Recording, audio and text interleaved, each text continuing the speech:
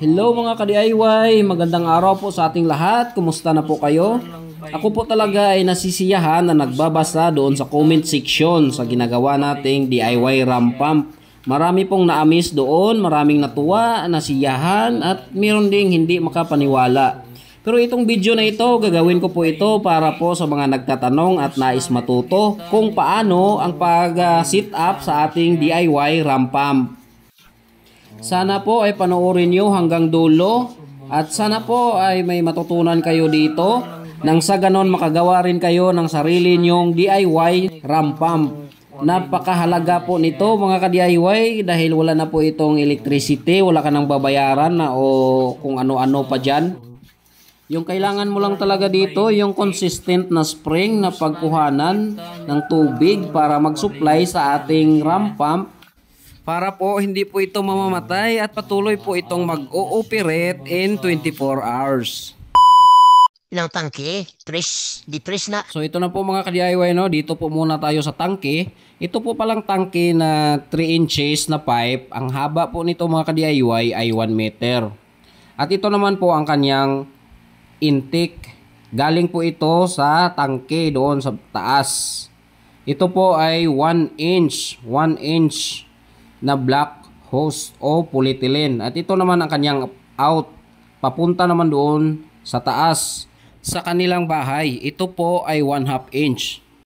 Dito banda sa may pressure gauge, nagamit tayo dito ng T with thread. Ito po ay 1 inch. Nireduce po natin ng 1/2. Kasi 1/2 po yung kailangan natin gamitin paakyat doon sa taas. Kasi po ang ginamit natin dito sa ilalim na intake niya ay 1 inch.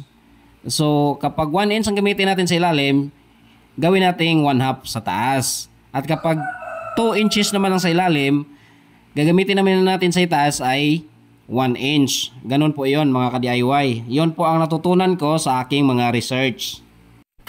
At ito naman po ang ginagawa naming preparation dito sa baba mga ka-DIY para sa paglagyan natin ng RAM pump. Nililibel po namin ang lupa. At ang estimated slope po nito mga ka-DIY galing dito sa paglagyan natin ng RAM pump papunta doon sa tangke sa taas. Estimated lang po ito mga ka-DIY, nasa 3 meters po ito. Tara, puntahan naman natin doon sa taas. Ipapakita ko sa inyo ang ginawa naming improvised tank doon. Ayan, ito po ang ating improvised tank.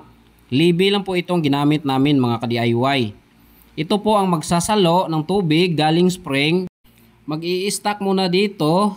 At galing dito, magsusupply na naman ito papunta sa RAM pump. Kailangan naman talagang ganito mga ka-DIY ang setup ng RAM pump. At ito mga ka-DIY, double purpose na rin ito. Kasi po kapag hindi po gumagana yung RAM pump natin o magka-trouble, ay mayroon pa din silang tubig dito na gagamitin. Kapag manglaba sila dito o maliligo sila dito, meron silang pagkuhanan ng tubig dito sa ating tangke ng RAM pump.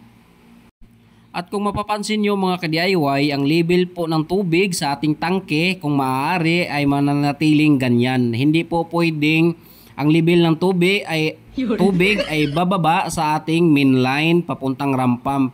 Kapag nangyari yon, papasok po ang hangin, mawalan ng pressure ang ating RAM pump, mabawasan ang kanyang pressure at hindi na po niya kayang paakyatin ng tubig doon sa taas. So ito na po no mga ka-DIY, itong tangke po pala natin ay binutasan ko po ito gamit ang lata ng sardinas. Ang ginawa ko po doon sa lata ng sardinas ay pinapainitan ko lang po at ginamit kong pangbutas dito sa ating tangke.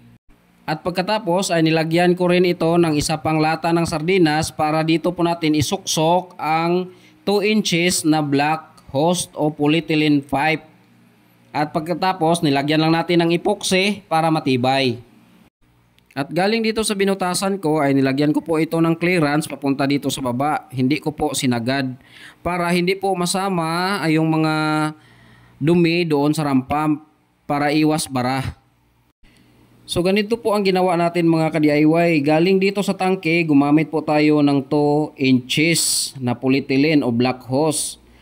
Estimated po nito mga ka-DIY, ang haba nito ay 3 meters. At mula dito, papunta doon naman sa ating RAM pump ay nag-reduce naman po tayo ng from 2 inches to 1 inches. Lata pa rin po ng sardinas ang ginagamit ko ditong reducer mga ka-DIY. Binutasan ko lang po ang lata sa kabilang side na maipasok ang 1 inch na male and female connector.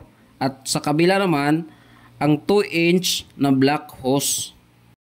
At itong black hose na 1 inches na mula dito sa ating ramp pump papunta po doon sa 2 inches na nag-reduce tayo, ang estimated length po nito mga ka-DIY ay nasa 10 meters. So estimated lang po ito mga ka-DIY.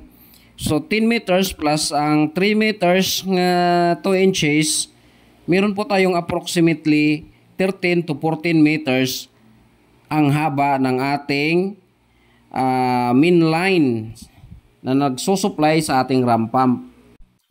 At dahil sa hindi inaasahan na ang lakas pala ng vibration nito mga ka-DIY, kaya naglagay kami ng mga support. Kahoy lang po yung ginamit namin, yung makukuha lang natin dito sa kanilang paligid at tinalian namin ng rubber. Ito po ay lumang interior na ginupit namin. Maganda po kasi itong rubber na pangtali mga ka-DIY kasi hindi po ito nagkakaroon ng kiskisan. Kasi habang gumagalaw ay nakapix talaga siya. So walang kiskisan na mangyari sa dalawang materials, sa hose natin at sa ginawa nating pang support. Kapag nagkiskisan kasi mga ka-DIY, baka mabutas po yung black hose natin kasi manipis lang po ito. Magkakaroon po tayo ng trouble dito. Dito sa ating ramp pump ay tinibayan na po talaga namin kasi baka masira itong ating ramp pump. Napakalakas po talaga ng vibration nito. Kaya sinigurado na po namin dito. Sa muli, ang slope po nito galing dito sa ating ramp pump papunta doon sa drive tank ay 3 meters. So hindi po pwedeng ang ating ramp pump ay kalibil lang po ng ating drive tank or pinagkuhanan natin ng tubig. Meron po kasi itong mga kailangan nating i-considered. At yun po ay natutunan ko at nakita ko sa aking paghahanap. At ito, hiniram ko ang kanilang clip. Ito po ay hindi sa akin. Ito po, panoorin nyo. Kailangan na siya drive tank. Nga naman, ang drive tank, mauna siya yung establish sa iyahang drive head or fall. Unsa man ang drive head or fall? Mauna siya ang level ani ug ang ramp pump. Mauna siya ang drive head.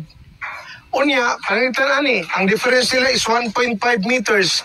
Kani pong drive pipe length, gikan diri, taman diri, times 3 na siya sa 1.5. So, kani siya is 4.5. Iyon na ang iyang ratio. Naagid siya proportion sa nga ato gustong i-follow. At ito naman ang mahiwagang mekanism ng ramp pump. Panoorin nyo.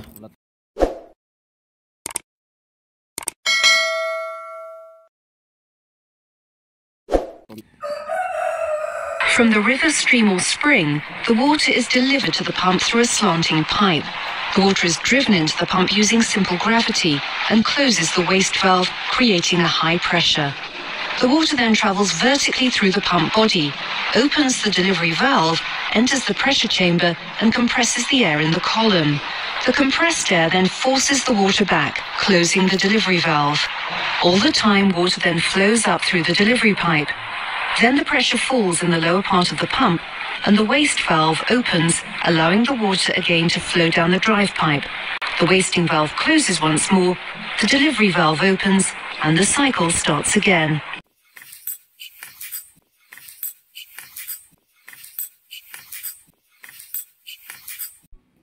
So ayan ang mga ka-DIY, dito na po magtatapos ang ating video. Maraming salamat po talaga sa inyong lahat, sa inyong walang sawang pag-support. At kung meron pa po kayong gustong klaruhin at hindi nyo pa masyadong naunawaan, pwede din naman kayong mag-comment dyan at sasagutin ko po kayo sa abot ng aking makakaya. At kung nakatulong po itong video sa inyo, baka naman pwede nyo i-share para makatulong din sa iba. Maraming salamat po.